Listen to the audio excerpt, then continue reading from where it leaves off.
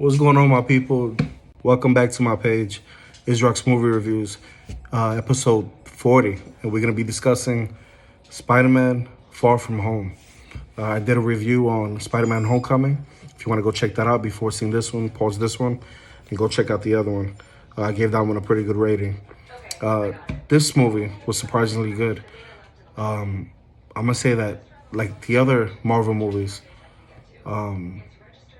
this was entertaining because it was a spectacular movie to watch, especially on the screen, especially now with the new character villain of Mysterio, played by Jake Gyllenhaal.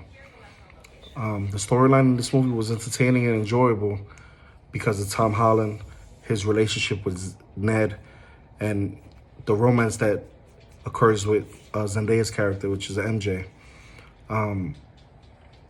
I definitely had a great time with this movie because it has a great pacing to it. It has twists and turns along the way, which are quite nice, which made it a more non-linear movie, actually.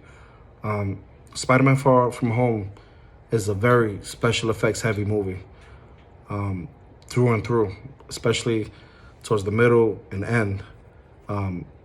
That's basically Mysterio's power in this movie. He uses a lot of illusion, a lot of flash, a lot of sparkle. He's like glitz and glamour in this movie. And there's nothing bad to be said about the special effects and CGI. They're superb because they were phenomenal and very bedazzling. If you're a special effects person, if you like movies like The Terminator T2 and the last Spider-Man movies like Endgame, you're gonna love this movie. They definitely went over the top with special effects. I was genuinely impressed with the CGI. It took Mysterio's character to a whole nother level. One thing I will never grasp is why they keep changing the storylines from the previous movies.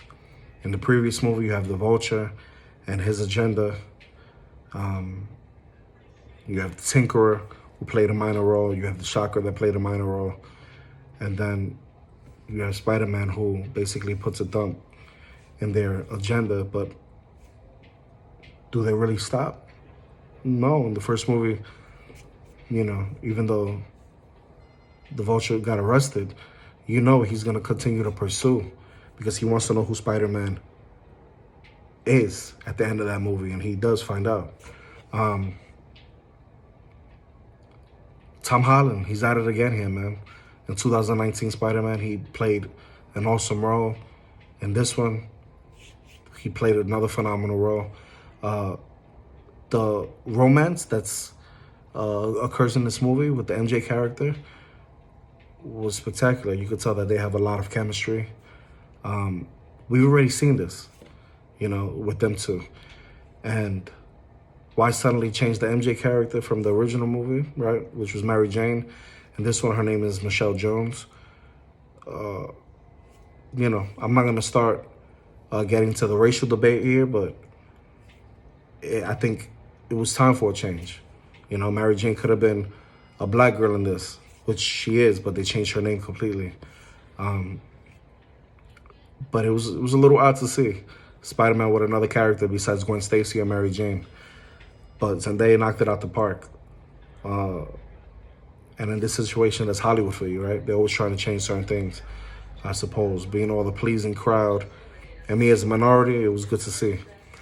The villain in this movie was actually among the best of any villains we have in the whole Spider-Man franchise, which was the Mark Webbs, the Sam Raimis.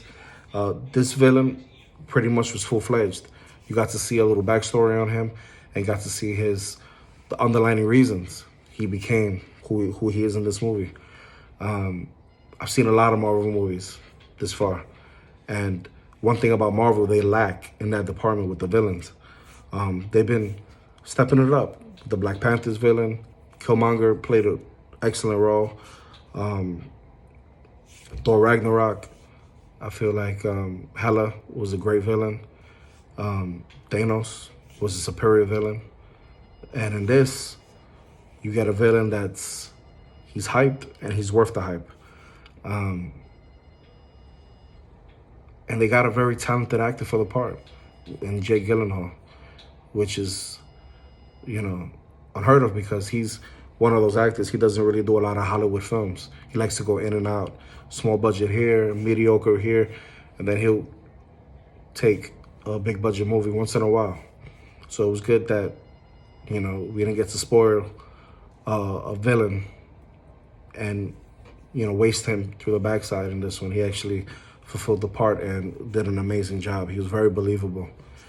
The parts of Nick Fury and Happy Hogan actually brought a nice element to the comedy to the movie without it tipping the scale and becoming too much. Now, I do watch a lot of superhero movies. On this channel, you're going to get a lot of me talking about superhero movies, and I'm going to be telling you what I think about them.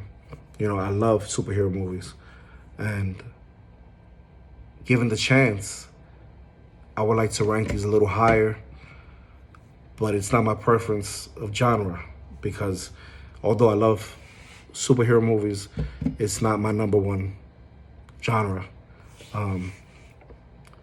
But this movie was enjoyable, very entertaining.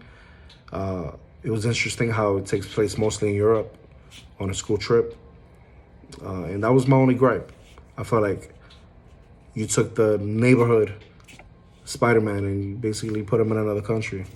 You know, signed his passport and said, you know what, let's fight in another country. To me, that didn't make sense. Especially with you introducing him in Civil War. He fights at the airport. Then he's in Infinity War for not much of the movie. And then we take him to space. And then in Endgame, we bring him back, you know, when he's fighting. And majority of the film takes place in where Tony Stark lived, in the Avengers compound. And you hardly ever see him in Queens, where he's from. So that was a little gripe, but I definitely had a great time. You should definitely go check out this movie. I give it a 4 out of 5. It wasn't as good as the first one, but we do look forward to the last and the next movie, which will be Spider-Man No Way Home. I look forward to that one. I'm going to be reviewing it tomorrow, and stay tuned. If you liked this video, hit that like button, hit that notification bell, and please subscribe. Let's get it. Till the next one. Peace.